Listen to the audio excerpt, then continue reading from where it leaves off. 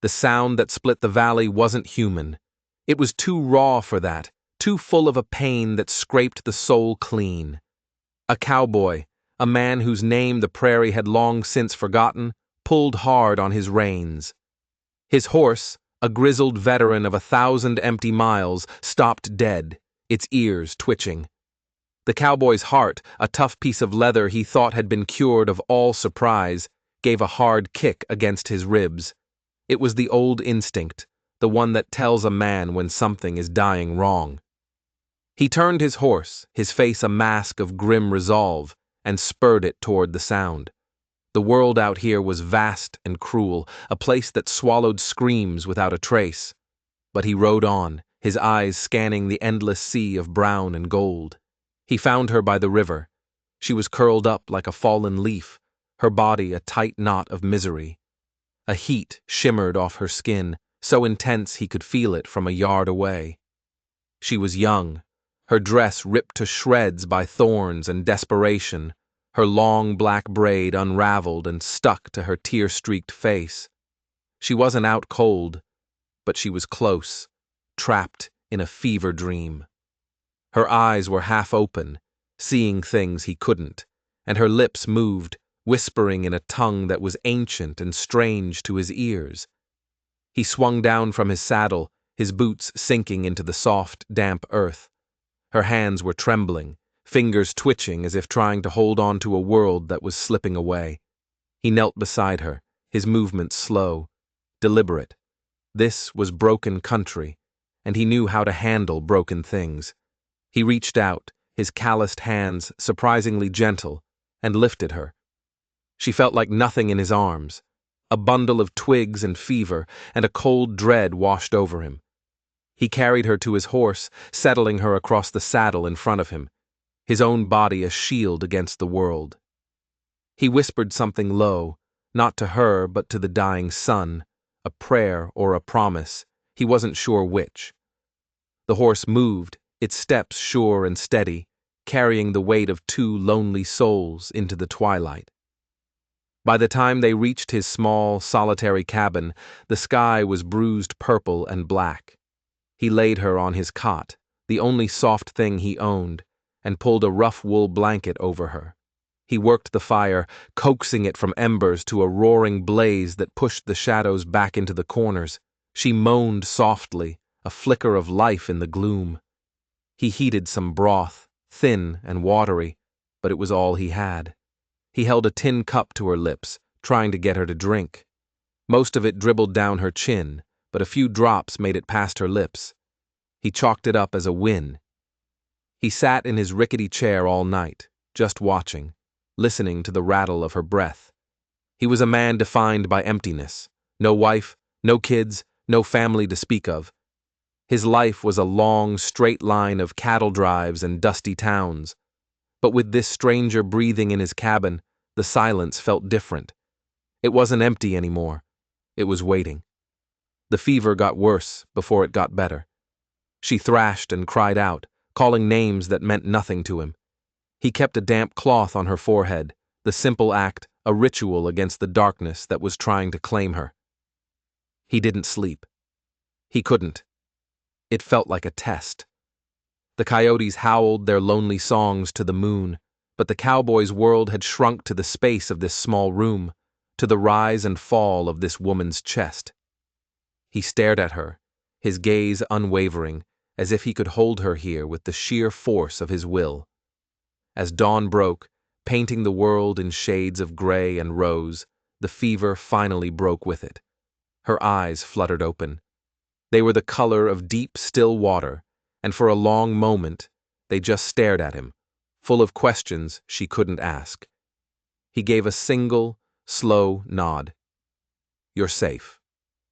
She tried to sit up, but her body betrayed her, and she fell back against the cot. He adjusted the blanket, his hand brushing her shoulder for just a second before he pulled away. In the days that followed, life returned to her in small sips. First broth, then bread. First sitting up, then taking a few shaky steps across the cabin floor. Every small victory felt huge to him, a quiet warmth spreading through his chest that he hadn't felt in years.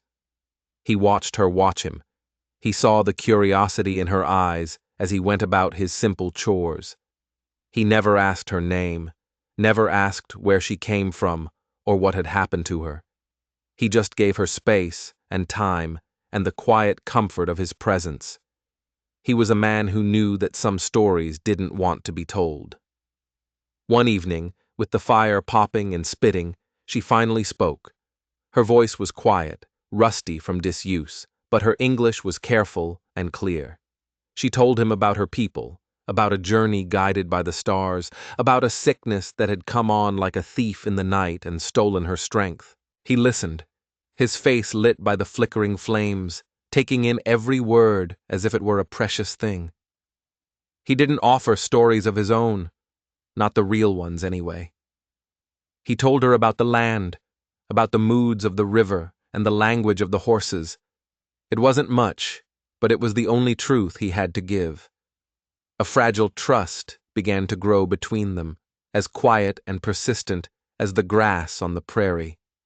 She started to follow him outside, standing beside him as he worked, her body still frail, but her spirit growing stronger every day. He showed her how he mended his ropes, how he read the clouds for signs of a storm.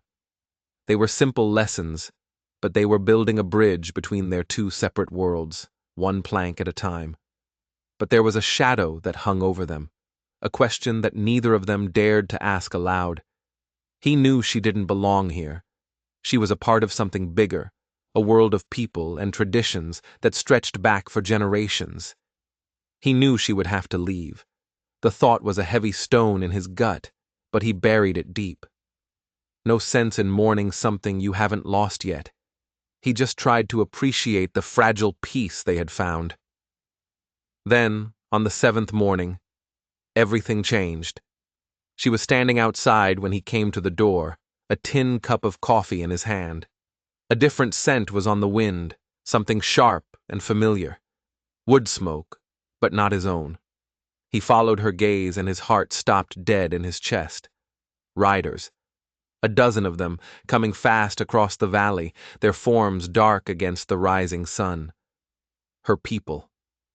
He didn't need to ask. He could see it in the way she stood, her body suddenly rigid, her shoulders trembling. The cowboy stood frozen in the doorway, the fire behind him turning to cold ash. The quiet little world he had built for the last week was about to be torn apart. She turned and looked at him, her face a storm of emotions he couldn't read. It was a look that asked 1,000 questions, a look that hung in the air between them like a bolt of lightning, ready to strike. Was this the end, or was it just the beginning of a much bigger storm? The riders descended like a storm front, their horses kicking up dust that swirled in the morning light. They were warriors, their faces painted, their spears adorned with feathers that danced in the wind. The woman's breath hitched as she recognized them, her brothers, her cousins, her kin. Relief washed over their hard faces when they saw her, alive and whole, the fever gone from her eyes. But their joy was a heavy thing, sharp and edged with something else. It was the weight of duty, of a path she had been walking long before she fell sick. The cowboy, standing silent and still in his doorway, simply tipped the brim of his hat. It was a gesture of farewell, an acknowledgement that this part of the story was not his. They helped her onto a horse, a beautiful painted mare, and wrapped her in a thick woven cloak. As they turned to leave, she looked back one last time. His cabin seemed so small and lonely now, a tiny speck in the vastness of the prairie, a thin wisp of smoke curling from its chimney. He didn't move. He didn't wave or call out her name. He just stood there, a solitary figure being slowly erased by the distance. She told herself this was right.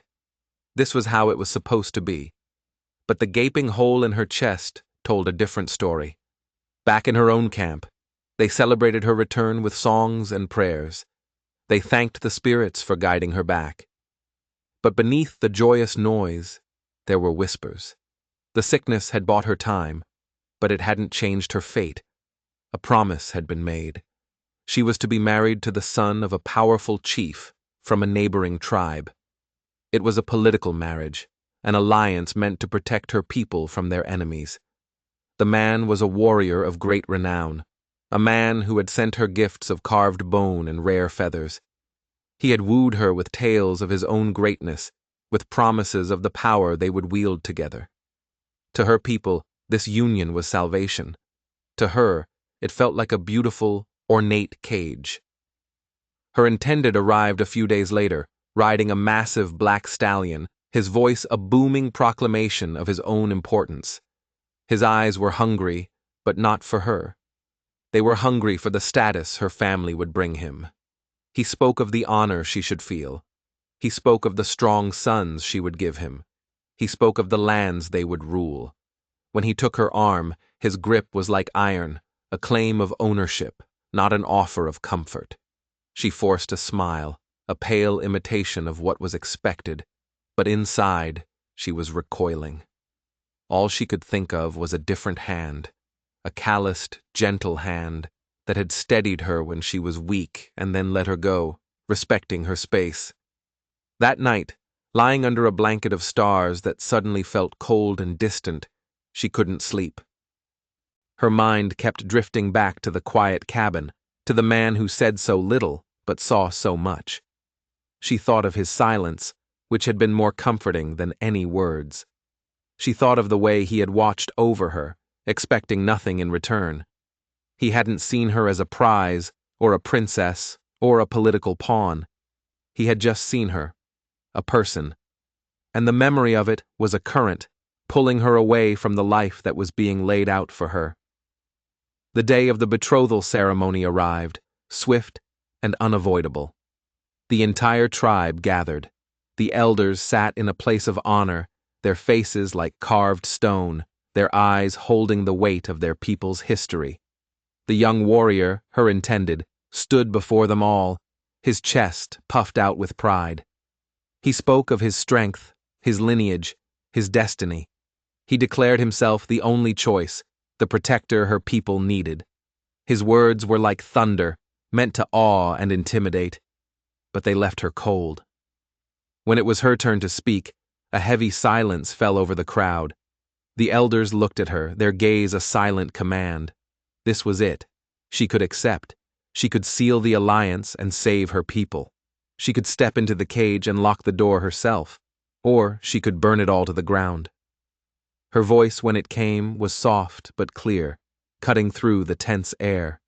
She thanked her people. She honored their traditions. Then she spoke of the fever, of drifting in a gray world between life and death. She told them of a stranger, a man from a different world, who had found her and asked for nothing, but gave her everything.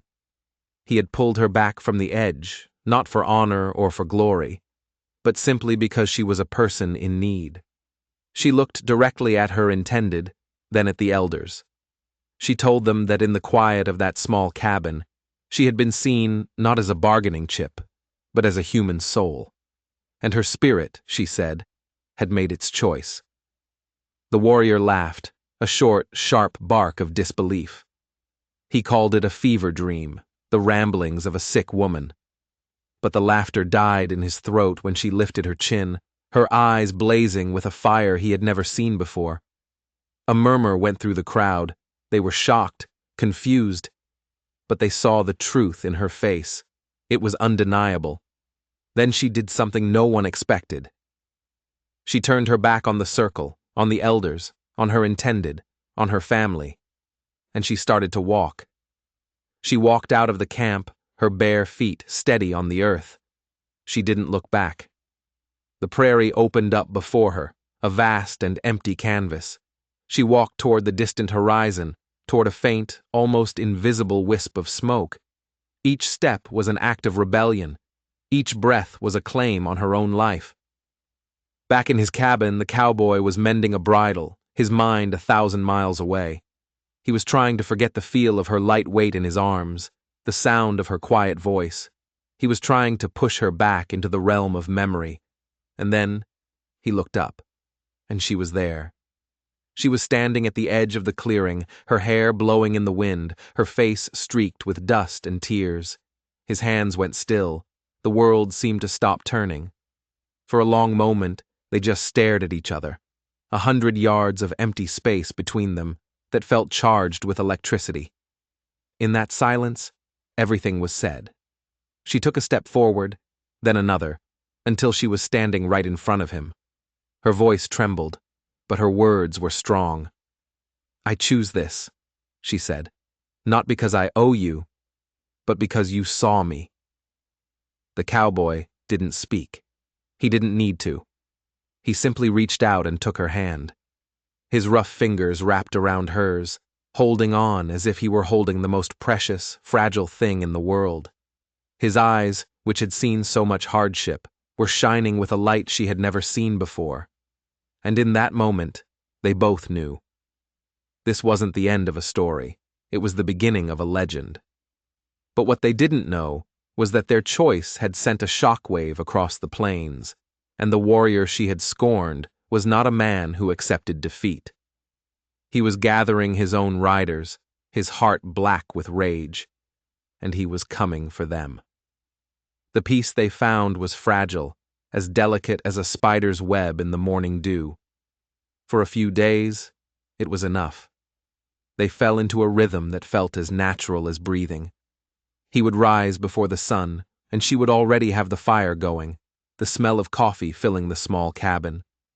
They didn't talk much, but their silence was a conversation of its own.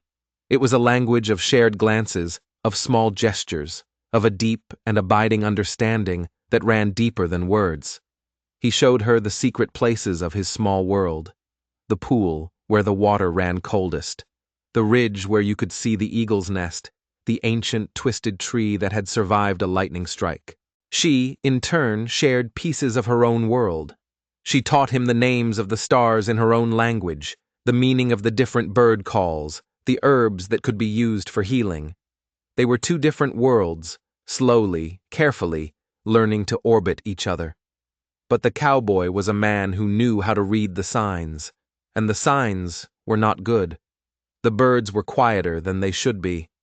The deer were staying away from the river. There was a watchfulness in the air, a tension that pricked at the back of his neck. He started sleeping with his rifle beside the cot, his ears tuned to every snap of a twig, every rustle of leaves in the night. He never told her he was worried. He didn't want to frighten her, but she knew. She saw the new hardness in his eyes, the way his hand was never far from the worn leather grip of his pistol. She was a warrior's daughter. She knew the feel of a coming storm. It arrived on a moonless night, when the darkness was so complete it felt like being wrapped in black velvet. The first warning was the frantic whinny of his horse. The cowboy was on his feet in an instant, rifle in his hand, his body a tense coil of readiness. He pushed her behind him, his voice a low whisper. "Stay away from the window." The first shot shattered the night, splintering the wood of the doorframe just inches from his head. They weren't here to talk. They were here for blood. Another shot, and another. The cabin was being peppered with lead. He could hear their voices now, guttural shouts in a language he didn't understand, filled with a rage that needed no translation. It was him, the spurned warrior. He had come to claim what he believed was his. The cowboy fired back, a single, calculated shot into the darkness. A cry of pain answered him. He wasn't aiming to kill, not yet. He was aiming to warn. But these men were beyond warnings. A flaming arrow arced through the night and thudded into the thatched roof of the cabin. The dry straw caught instantly. Smoke began to fill the small room, thick and choking. Panic, cold and sharp, tried to claw its way up his throat, but he beat it back down. He had been in tight spots before. He grabbed her hand. "We have to go. Now." The back of the cabin had a small window, barely big enough for a man to squeeze through. It was their only chance. He kicked out the shutter and pushed her through, a plume of thick, black smoke billowing out behind her. "Run for the rocks," he choked out, his lungs burning. Don't stop. Don't look back.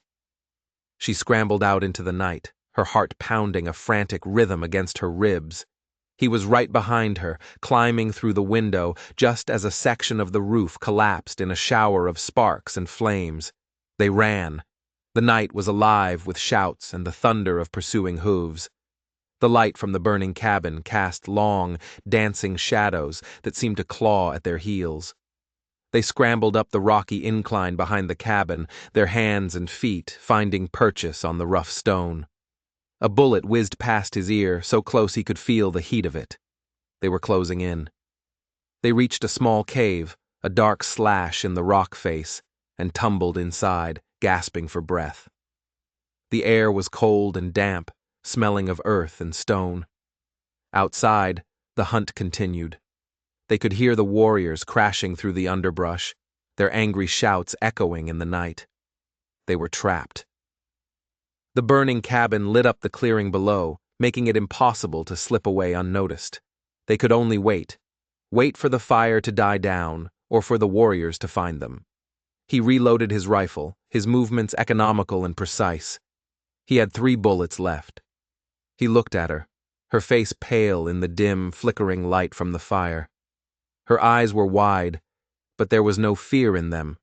There was only a fierce, burning resolve. She had made her choice, and she would not regret it, even if it meant this was the end. She reached out and touched the back of his hand, her fingers tracing the old scars there. It was a simple gesture, but it spoke volumes. It said, "I am with you." It said, "We face this together." He covered her hand with his own, his grip firm and reassuring.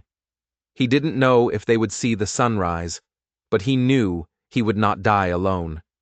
And in this brutal, lonely land, that was a kind of victory. The shouting outside grew louder. They were getting closer. He raised the rifle to his shoulder, its cold stock a familiar comfort against his cheek. He took a slow, steady breath. And he waited for the face of his enemy to appear in the mouth of the cave. The first shadow fell across the entrance to the cave. A large man, built like a bull, holding a wicked-looking war axe. He peered into the darkness, his eyes trying to adjust. The cowboy didn't hesitate. He fired. The shot was deafening in the enclosed space, and the warrior crumpled to the ground without a sound. 1 down. But there were more. He could hear them now, converging on their position, drawn by the sound of the rifle. He knew he couldn't just sit here and let them come. It was a death trap. He looked at the woman. Her eyes were fixed on him, trusting him completely. "There's another way out," he whispered, his voice hoarse from the smoke. "A narrow passage at the back. It's a tight squeeze, but it should lead to the top of the ridge. Go, now." She shook her head, her black hair swinging in the dim light. "I will not leave you." "You have to," he insisted, his voice raw with urgency. "I'll hold them off. Buy you some time. Go back to your people. Tell them what he did. Tell them the truth." He pressed the rifle into her hands. "You know how to use this?" She nodded, her hands closing around the familiar weight of the weapon. She had hunted with her brothers since she was a girl. "Go," he said again, and this time there was a command in his voice that she could not disobey. She gave him one last look, her heart tearing in two, and then she turned and disappeared into the darkness at the back of the cave. The cowboy pulled out his pistol, a heavy Colt that felt like an extension of his own hand. He had 6 shots. He made them count. He took up a position by the side of the entrance, using the rock as cover.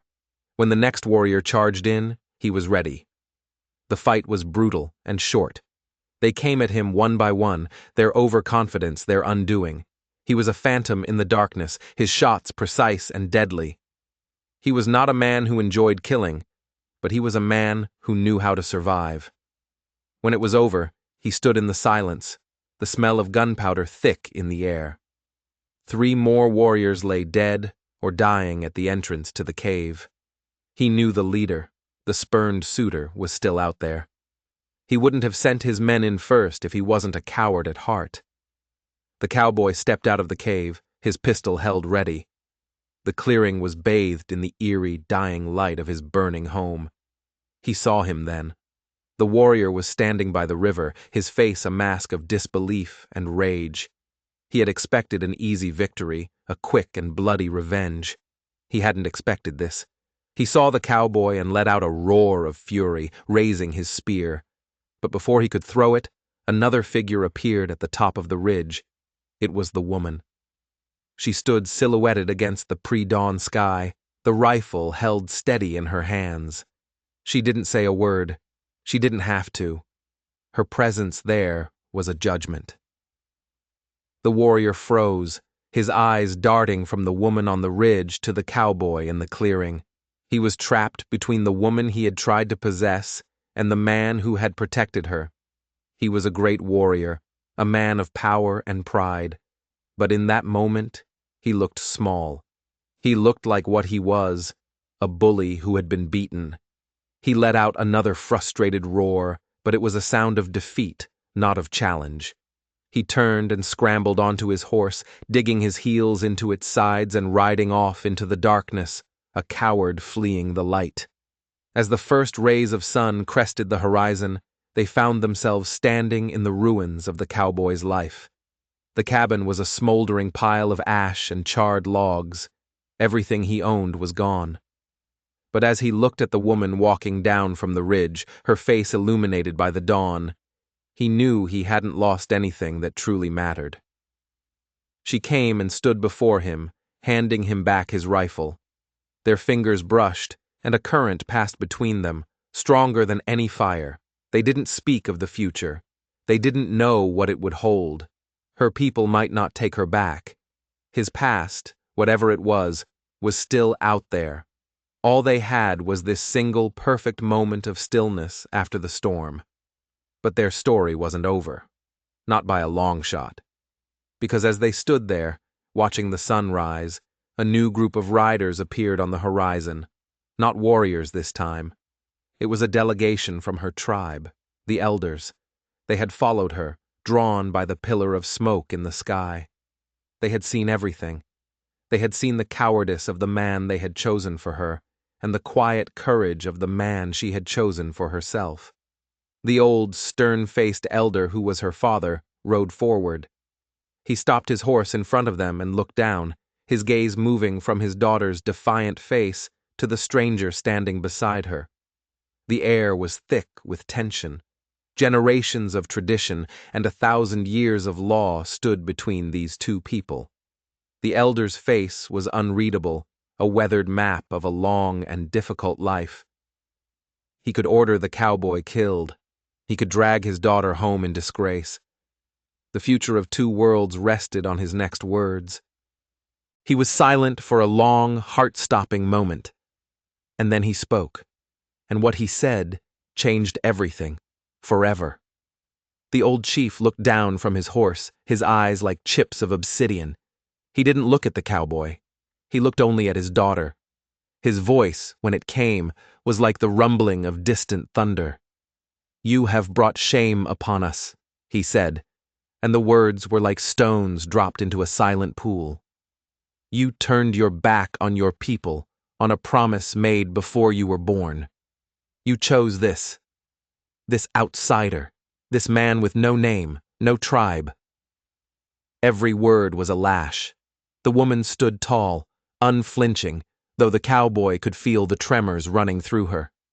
She did not lower her eyes.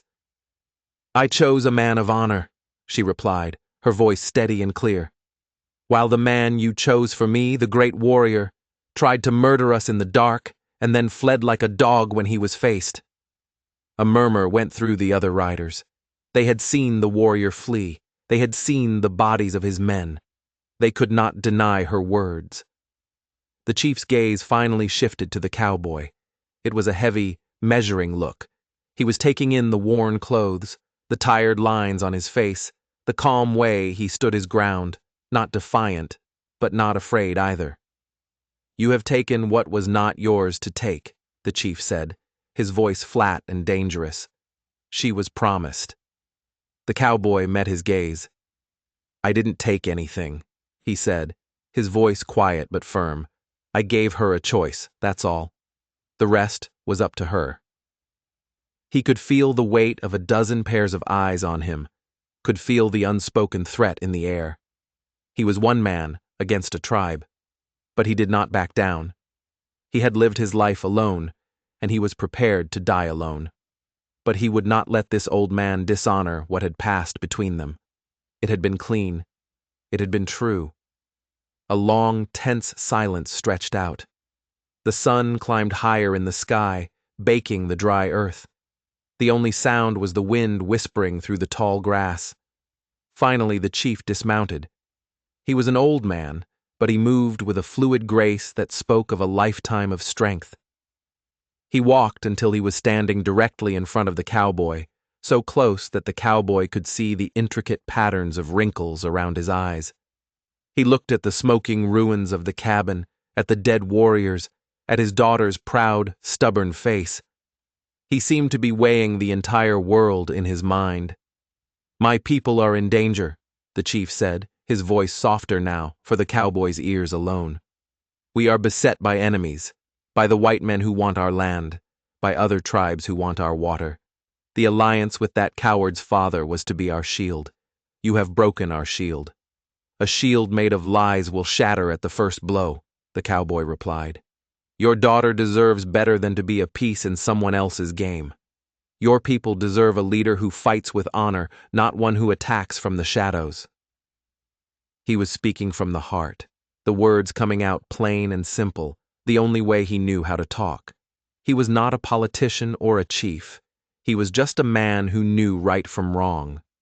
The chief stared at him for what felt like an eternity. Then a strange, surprising thing happened. The corner of the old man's mouth twitched, the barest hint of a smile. "You have a warrior's heart," he said, "even if you do not have a warrior's blood." He turned back to his daughter. "The alliance is broken. The coward will be dealt with. His father will hear of his son's dishonor. There will be blood between our people now." The weight of his words fell upon her, and for the first time, her shoulders slumped. She had not intended to bring war upon her people. "I will accept my punishment," she said, her voice barely a whisper. The chief shook his head. "There will be no punishment. You followed your spirit. That is our way. But a debt has been created. A shield has been broken. A new one must be forged." His dark eyes flickered back to the cowboy. And in that moment, the cowboy understood. A cold, hard knot formed in his stomach. This was not over. It was a trade. The chief was about to make him an offer that he knew, with a certainty that chilled him to the bone, he would not be able to refuse, an offer that would bind him to these people, to this land, forever. "You broke our alliance," the old chief stated, his voice ringing with authority for all to hear. "Therefore, you will forge a new one. You will take my daughter's hand, not as a thief in the night, but before the eyes of her people. You will join our tribe. You will become one of us." A collective gasp went through the riders. The idea was unthinkable. A white man, an outsider, joining the tribe. It went against every tradition, every law. The cowboy was stunned into silence. He had expected a fight, a sentence of death, anything but this. To be bound to this woman, to live the rest of his days with her, was everything he had secretly wanted. But to be bound to a people, to a way of life he didn't understand, to a war that was not his, that was a price he had never imagined paying. "You will hunt with our warriors," the chief continued, his voice relentless. "You will learn our ways. You will raise your sons to be protectors of our people. And you will fight our enemies. You will fight the men whose skin is the same color as your own. This is the price for the woman you have chosen. This is the blood price for the war you have started." The choice was laid bare before him, stark and terrible. He could refuse. He could turn his back, get on his horse if they let him, and ride away. He could go back to his life of lonely freedom, of drifting from one place to the next, belonging to no one, and nothing. Or he could accept.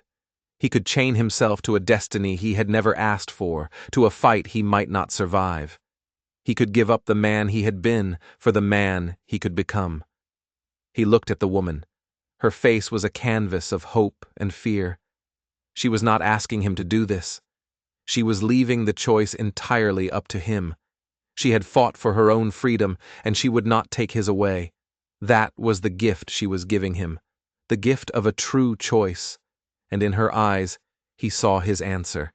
He saw a future that was not empty, a future that was filled with meaning, with purpose, with love. It would be hard, it might be short, but it would be real. He turned back to the old chief, the father of the woman he loved, the man who was offering him a new life at the cost of his old one. He took a deep breath, the dry prairie air filling his lungs, and he gave the only answer his heart would allow. "I accept," he said. The words were quiet, but they echoed across the clearing with the force of a treaty being signed, of a new world being born. The old chief nodded once, a gesture of finality. He had what he wanted. He had turned a disaster into an opportunity. He had found a new warrior, a new shield for his people. The story of the cowboy and the chief's daughter would become a legend, whispered around campfires for generations. A story of a love that was strong enough to break traditions, to cross cultures, and to forge a new future from the ashes of the past. They would face war. They would face prejudice. They would face hardship and loss. But they would face it together. And as he took her hand, he knew, with a certainty that settled deep in his soul, that he was finally, truly home. The lonely chapter of his life was over. A new, far more dangerous and far more beautiful one was just beginning. What do you think happens next? Does an outsider ever truly become one of the tribe? The battles they would fight were only just starting, not just with their enemies, but with the people they now called their own. If you enjoyed this story of a love that defied all odds, make sure you hit that subscribe button, because the most incredible tales are the ones that are true to the heart, and we've got a lot more of them coming your way. Thanks for watching.